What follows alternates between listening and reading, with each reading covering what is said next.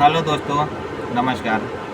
दोस्तों, आज कुछ ट्रक ड्राइवर भाई साहब लोग मिले हुए हैं। इनसे बात करता हूँ, इनकी संघर्ष भरी ज़िंदगी के बारे में बात करता हूँ, क्योंकि ये लोग काफ़ी दूरी तय करते हैं और अर्थव्यवस्था, भारतीय अर्थव्यवस्था में इन लोगों का बहुत बड़ा योगदान होता है, जिसकी वजह से इन लोगों से मैं कुछ बात करना चाहता हूँ। इनके दिल की इच्छा को जानना चाहता हूँ कि क्या बात है। भाई, आप बताइए, आपका नाम क्या है? अंसार जी, आप रहने वाले कहाँ से हैं? प्रतापगढ़ से। प्रतापगढ़ से। भाई साहब जी, आप बताइए, आपका नाम क्या है? मेरा नाम मंगला पाल है, मैं भदोही जिले से हूँ। मंगला जी, आप भदोही जिले से हैं। अंसार जी, आप प्रतापगढ़ जिले से। दोनों लोग यूपी से हैं। दोनों लोग। तो आप लोग जो ड्राइविंग करते हैं, कहाँ से कहाँ गाड़ी चलाते हैं?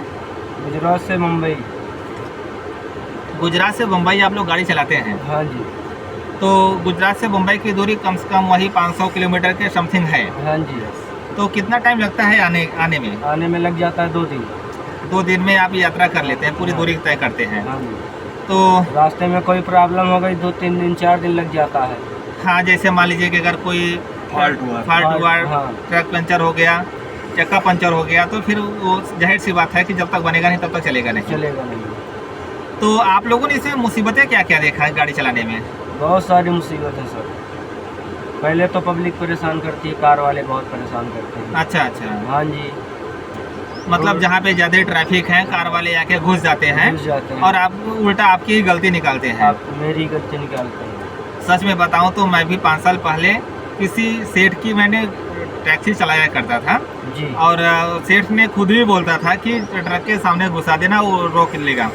और कभी वो बेचारे 2 कदम आगे बढ़ने की कोशिश करते थे ट्रक वाले, तो सेठ ने ऊपर से धौंस दिखाता था कि साले मारे जाओगे जी। तो मैंने खुद किया हूँ मैंने। तो ये गलत है कि गलत तो किसी है को बेवजह प्रताड़ित करना, डांटना, ये गलत है, रियलिटी गलत है। और बताइए फिर, आपकी सैलरी क्या है ये बताइए? सैलरी 16,000 है। सैलरी 16,000 है। और मंगला प्रसाद जी, आप बताइए। सेम सैलरी है। सैलरी आप दोनों की 16,000 रुपये है। जी। तो 16,000 में आपका परिवार का खर्च है, घर चलाना है, बच्चे को पढ़ाना लिखाना है जी। और 1-2 बच्चे तो आप दोनों लोगों के पास में है। हाँ जी। तो फिर बच्चे की पढ़ाई कैसे हो पाती है सर जी, आप बताइए? सब कुछ देख कर छोड़ के उनके पहले मैनेज करना पड़ता है। ये मतलब कि पहले बच्चे की पढ़ाई मैनेज करना है, उसमें गृहस्थी भी हमें चलाना है। तो ये जो आप लोग बच्चे को पढ़ाते हैं, तो ढंग का शिक्षा, वो स्कूल जब होगी अच्छी तो स्कूल शिक्षा अच्छा मिलेगा। अच्छा मिलेगा। तो क्या कैसे इतने कम पैसे में कैसे पढ़ा पाते हैं आप? कुछ ना कुछ माइलेज करते हैं सर। अंसार जी, आप डर रहे हैं क्या? थोड़ा सा तेज बोलिए, क्या बात हो गई? कुछ ना कुछ तो मैनेज करते ही है सर, डर नहीं रहे। मान लीजिए कि अगर समाज में इतनी बड़ी खाई हो गई, ऊंची खाई और नीचे, ऊंची और नीचे की जो खाई, बहुत बड़ा गैप हो गया है, इस गैप को भरने के लिए मंगला प्रसाद जी आप बताइए अपने स्तर से। इस गैप को भरने के लिए मैं तो यही चाहता हूँ कि वो जो 5 किलो राशन मिल रहा है उसको बंद करके शिक्षा जो है वो समान रूप से वितरण किया जाए। ये मेरी कहना है। बहुत सही मंगला प्रसाद जी, आपने तो बहुत ऊंची बात बोली।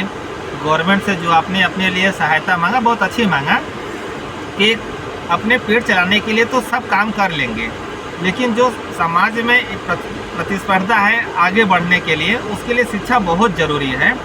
बिना शिक्षा का हम कुछ नहीं कर पाएंगे जी। जैसे कि अपना एक पाकिस्तान आतंकवाद देश है, उसके अंदर आतंकवाद इसलिए भरा पड़ा है क्योंकि वहाँ पे शिक्षा है नहीं। जी।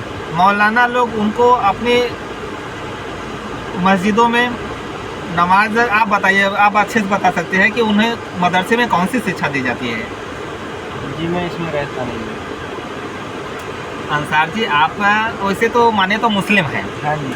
इसलिए मैंने आपसे पूछना चाहा, हम तो है नहीं देखे तो हम कैसे ठीक बोलेंगे? है, लेकिन मैं इस सब के उसमें मैं रहता ही नहीं। बड़े ऊँची सोच है जो है कि भाई साहब जो है, जहाँ अगर नहीं हमारे लिए कुछ है तो हमें उसमें रहना भी गलत है। और आज अगर समाज कोई ऊंचा दर्जा पाएगा या समाज में कोई ऊंची उपलब्धि मिलेगी तो सबसे पहले शिक्षा होना चाहिए। जी, होना चाहिए। अच्छी समझ होगी तो इंसान अच्छा कुछ काम कर सकता है समाज के लिए। जी। और मदरसे में तो वही जो है क्या पढ़ा, आप मदरसे तो गए होंगे, ये बताइए अंसार जी थोड़ा मैं बहुत। जी हिंदी स्कूल में पढ़ा हूँ। मदरसा में नहीं गए हैं? मदरसा में कभी नहीं। अच्छा अच्छा, मतलब आप जो है बड़े ज़मीनी स्तर से जुड़े हुए हैं भाई, कि शुरू से ही जो है कि वो शिक्षा नहीं वहाँ पे मिल पाएगी, तो हमें वहाँ जाना भी सही नहीं है। इंग्लिश मीडियम में हम पढ़ाई करते थे। अच्छा अच्छा, तो जैसे मंगला प्रसाद जी ने बोले भाई साहब जी कि जो गवर्नमेंट की तरफ से कुछ राशन मिलते हैं, हमें राशन मत दीजिए, हमारे बच्चों को ढंग का शिक्षा दीजिए। जहाँ पे हम फीस नहीं दे पा रहे हैं स्कूल में, इतनी बड़ी महंगी फीस हो चुकी है, जी वह हमें हमारे बच्चों को शिक्षा ही दे दें, जी वही हमारे लिए बहुत कुछ है। बहुत अच्छा। और वो लड़का अगर शिक्षा हासिल अच्छा कर पाएगा तो अपने अपने स्तर पर वो अच्छी ज़िंदगी जी पाएगा। सबसे बड़ी बात तो यही है, ना कि मंगला भाई साहब कुछ अपनी और शौक के लिए मांग रहे हैं, ना तो बहुत कुछ उनसे गवर्नमेंट से मांग रहे हैं, केवल एक बात मांग रहे हैं, शिक्षा दे दो मुझे। जी सर। जहाँ पे बड़े अच्छे लोग अपने बच्चों को शिक्षा दे पाते हैं, वहीं हम लोग भी अपने बच्चों को शिक्षा दे पाएंगे तो हमारा लड़का जी भी उस स्तर तक जा पाएगा जिस स्तर पे सही पे ज़रूरत है लोगों की। मंगला प्रसाद जी, आप जो गाड़ी चलाते हो उसमें कुछ कठिनाइयाँ आती हैं, आप अपने तरीके से बताइए, जो आपने फेस किया होगा, जो आपने देखा होगा। कठिनाइयाँ तो बहुत तमाम तरीके की हैं, लेकिन अब कठिनाइयों का सामना करना हमारा मजबूरी है। हम आप दोनों लोगों से आपके दिल की बातें जानने की कोशिश की और गवर्नमेंट तक इस बात को मैंने पहुंचाने की कोशिश किया कि भाई अगर एक गरीब के दिल की इच्छा है तो उस पर अगर कोई सुधार कर पाए तो गवर्नमेंट ज़रूर सुधार करे उस पर। जी और आप लोगों को बहुत बहुत धन्यवाद कि आप लोगों ने समाज के स्तर से बातें को सोचा, ना कि केवल अपने पर्सनल अपने मकसद से बात को सोचा कि शिक्षा ही समाज को बेहतर बना सकता है। और अंसार जी, मंगला प्रसाद जी, हम आप लोगों से विदा लेना चाहते हैं। राम राम, नमस्कार, जय हिंद, जय भारत।